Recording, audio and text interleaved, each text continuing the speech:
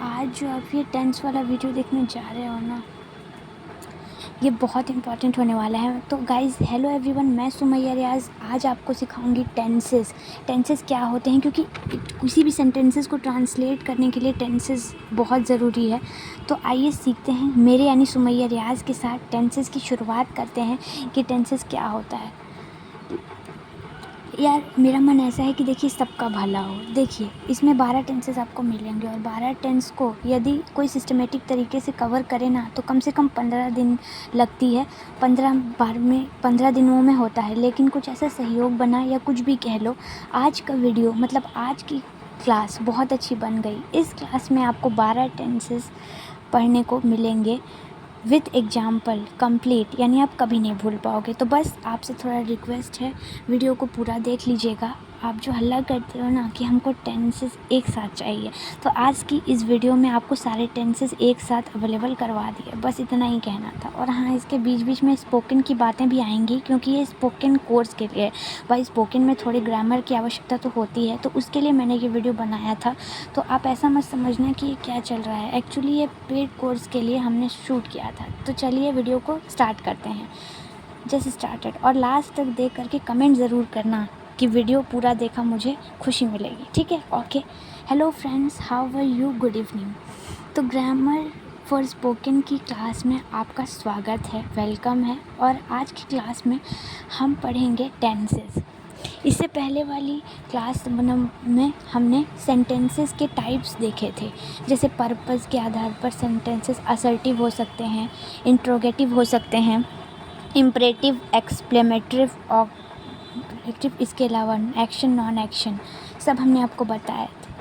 चीज़ वही चल रही है, सेंटेंसेस ही पढ़ रहे हैं, पर जो सेंटेंसेस है ना वो टेंसेस के आधार पर कुल 12 तरह के होते हैं। आपको पता है कुल 12 टेंसेस होते हैं।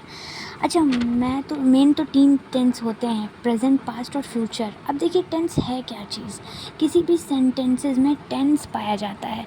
देखिए सेंटेंसेस टेंस नहीं होता, सेंटेंस तो सिर्फ एक जानकारी होती है। जैसे मैं आपको पढ़ा रही हूँ, एक बात मैंने आपको बताई, राहुल खेल रहा है, वह खाना पका रही है, हम पढ़ रहे हैं।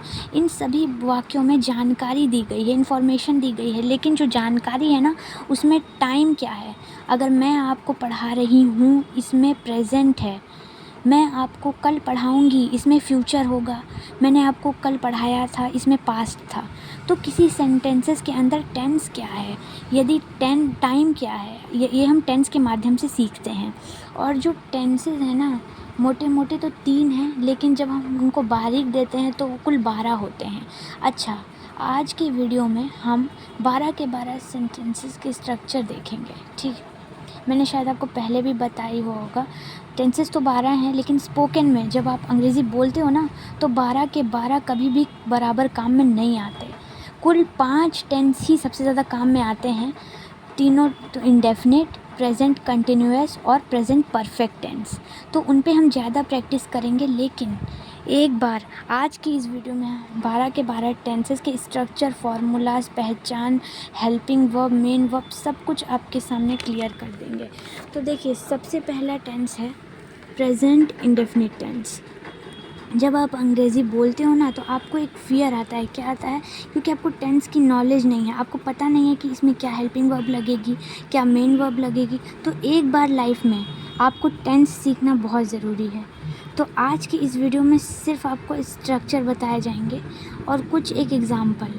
जो नेक्स्ट वीडियो होगा हमारा grammar for spoken class 3rd, उसमें उन 5 टेंसेस की जो स्पोकन में सबसे ज़्यादा काम में आते हैं उन पे हम ज़्यादा प्रैक्टिस करेंगे, उनके हम ज़्यादा एग्जाम्पल देखेंगे। आज से 12 के 12 टेंसेस की स्ट्रक्चर, पहचान, सब कुछ देखना है। तो सबसे पहले टेंस है प्रेजेंट इंडेफिनिट टेंस। अब प्रेजेंट इंडेफिनिट टेंस कब लगता है? जब देखिए पहचान है इसकी, किसी हिंदी वाक्य के अंत में जब ता है, ती है, ते है, ताहू आए। क्या है? ता है, ती है, ते है, ताहू। जैसे एग्जाम्पल देखो, मैं रोज़ाना 2 किलोमीटर दौड़ता हूँ, ताहू आ गया। अशोक एक स्कूल में पढ़ाता है, ताहे आ गया। राहुल कॉलेज नहीं जाता है, तुम कब जागते हो, तो ये इस तरीके के सेंटेंसेस आए। अगर मोस्ट ऑफ बताएं ना तो कैसा एक्शन होते हैं, यानी हम रोज़मर्रा की लाइफ में अपनी डेली रूटीन में जो जो काम करते हैं, जैसे मैं सुबह जल्दी 6 बजे जागता हूँ, फिर घूमने जाता हूँ, फिर वापस आके ब्रेकफास्ट लेता हूँ, फिर ऑफिस के लिए तैयार होती हूँ, फिर लंच करती हूँ, शाम को लौटती हूँ, खेलती हूँ। हम जिन दिन भर में जो भी काम करते हैं रूटीन में, वो सब के सब प्रेजेंट इंडेफिनिट टेंस में आते हैं। और स्पोकन में ये टेंस बहुत काम में आता है, क्योंकि हम लगभग ऐसी बातें खूब करते हैं। अब इसका स्ट्रक्चर क्या बनेगा, तो देखिए इसका स्ट्रक्चर है, इसका ध्यान रखना है आपको। सब्जेक्ट प्लस V1 मतलब वर्ब की फर्स्ट फॉर्म, या फिर V1 में S और ES भी ऐड हो सकता है, जुड़ सकता है। ये कब होगा, इसके लिए मैंने यहाँ पे लिख दिया है। इसके अलावा इस टेंस की हेल्पिंग वर्ब हैं, क्रियाएं हैं डू और डज, लेकिन वो केवल नेगेटिव और इंट्रोगेटिव सेंटेंसेस में ही लगेंगी। अफर्मेटिव सेंटेंस जैसे कि मैं रोज़ाना 2 किलोमीटर दौड़ता हूँ, ये एक अफर्मेटिव सेंटेंस है। इसमें कोई हेल्पिंग वर्ब नहीं आएगी, सब्जेक्ट के साथ V1 आएगी। अगर वो S या ES लगेगा नहीं लगेगा वो इधर से मैं आपको बता दूँगी, लेकिन इस सेंटेंस में डू डज का इस्तेमाल नहीं होगा, हेल्पिंग वर्ब नहीं आएगी, इस बात का ध्यान रखिएगा। जैसे अशोक एक स्कूल में पढ़ाता है, तो ये एक अफर्मेटिव सेंटेंस है। अफर्मेटिव सेंटेंस वो होता है जिसमें किसी काम का होना पाया जाए, ठीक है। सिंपल सेंटेंस सकारात्मकता, तो इसमें भी हेल्पिंग वर्ब डू डज का प्रयोग नहीं होगा। लेकिन राहुल कॉलेज नहीं जाता है, कैसा सेंटेंस है, नेगेटिव नहीं, काम नहीं का होना पाया जा रहा है, तो इसमें हम डू डज का इस्तेमाल करेंगे। अब डू का होगा डज का होगा ये बता दूंगी। तुम कब जागते हो, ये क्या है, मैं पूछ रहा हूँ, प्रश्न है, क्वेश्चन है, ये तो ध्यान रखना नेगेटिव और इंट्रोगेटिव नहीं, हेल्पिंग वर्ब डू डज लगती है। और जो हमारे 12 टेंस हैं, 2 टेंस को छोड़कर जो 10 टेंस है, सभी में चाहे अफर्मेटिव हो नेगेटिव हो, सभी में हेल्पिंग वर्ब आती है।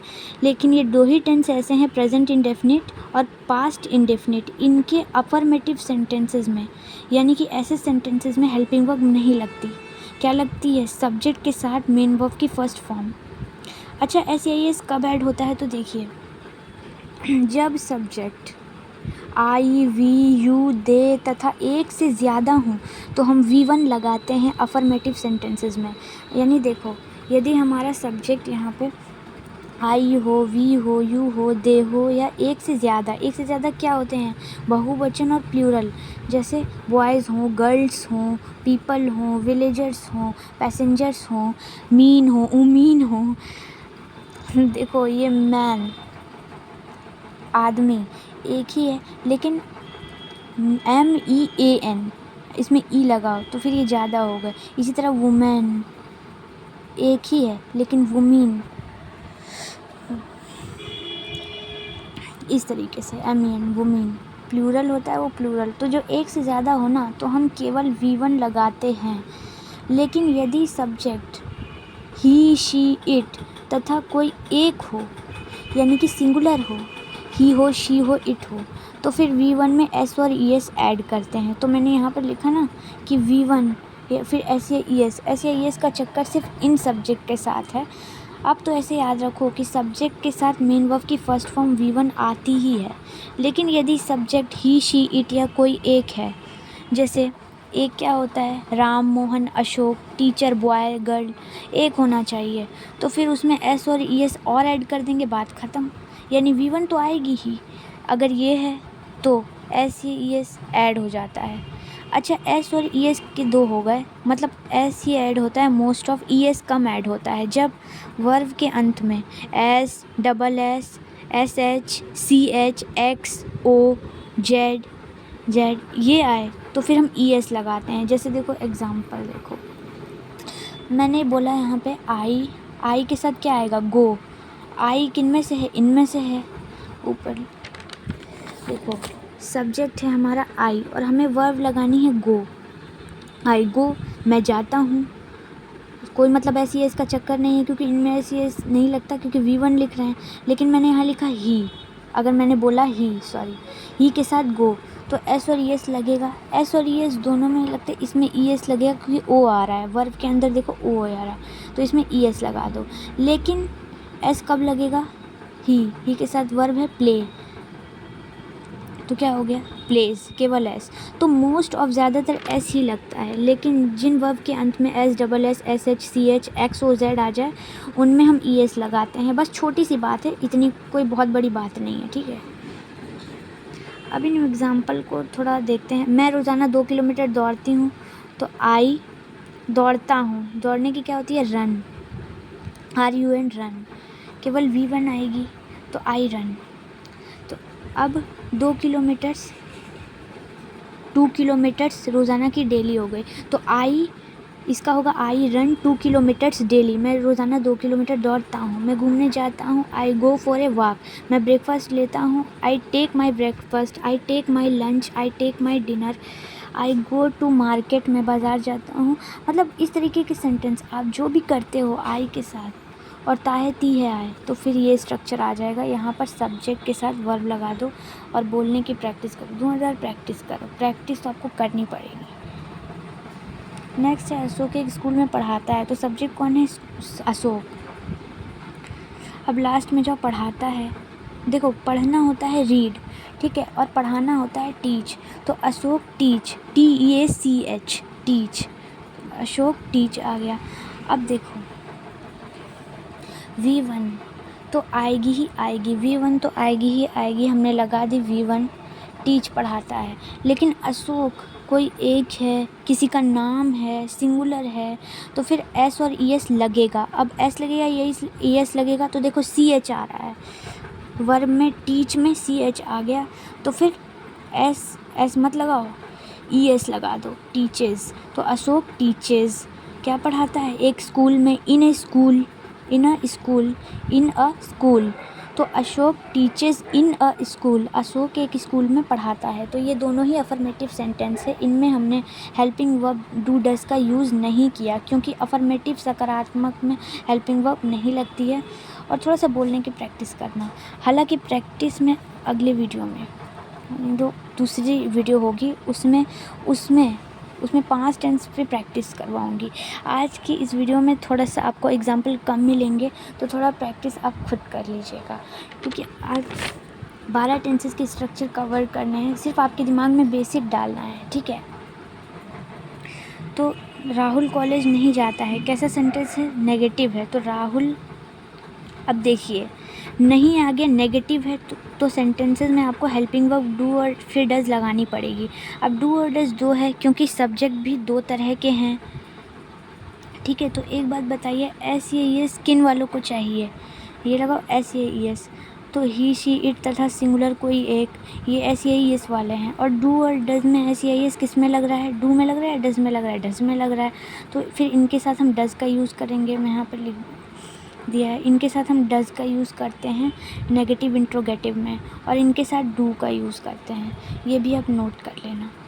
तो राहुल एक ही है, वो किसी कोई एक नाम हो तो वो सिंगुलर होता है, तो राहुल के साथ आएगा does not, Rahul does not. अब कॉलेज जाना, गो। अब राहुल के साथ अगर सेंटेंस सिंपल होता, राहुल कॉलेज जाता है तो राहुल गोज आता, लेकिन चूँकि नेगेटिव है तो यहाँ हमने डज का यूज़ कर दिया।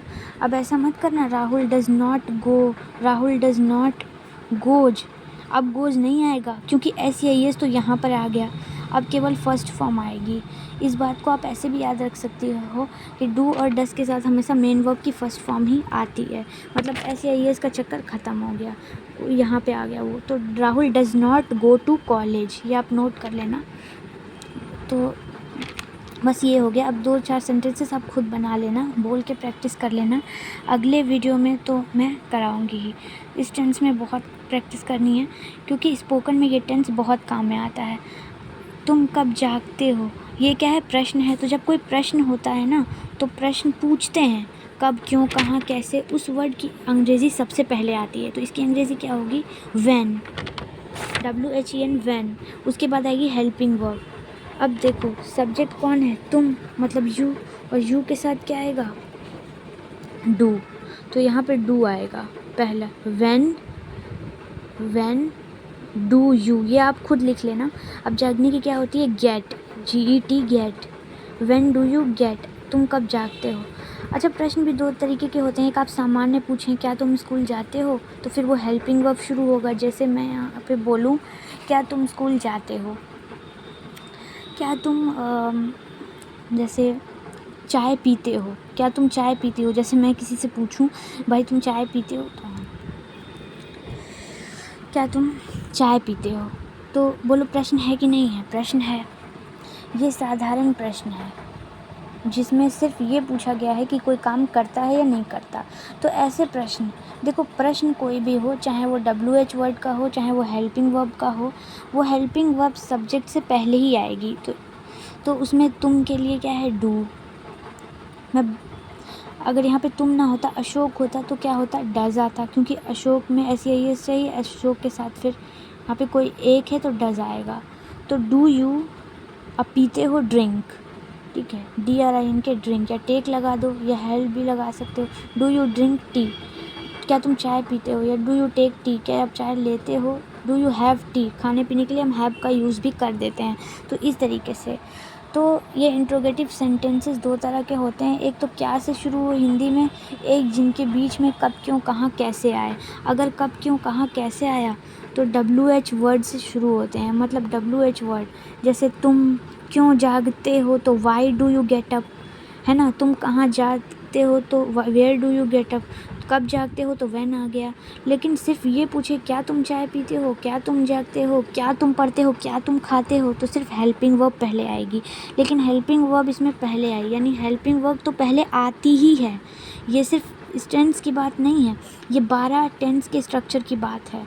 और ये जो मैं आपको बात बता रही हूँ ना कि प्रश्न ऐसे होते हैं, यानी कि दो तरीके के होते हैं, ये भी 12 टेंस में चीज़ फॉलो होगी। ये आप दिमाग में डाल लेना, ठीक है। अब अगले टेंस में तथा नहीं लगेगा, क्योंकि जो बेसिक स्ट्रक्चर है वो आपके दिमाग में बैठ गया होगा, उसमें इतना टाइम नहीं लगेगा। तो अब फटाफट आप इसको देख लीजिएगा। और अगले वीडियो इस कैसा लगा वीडियो ज़रूर बताइएगा।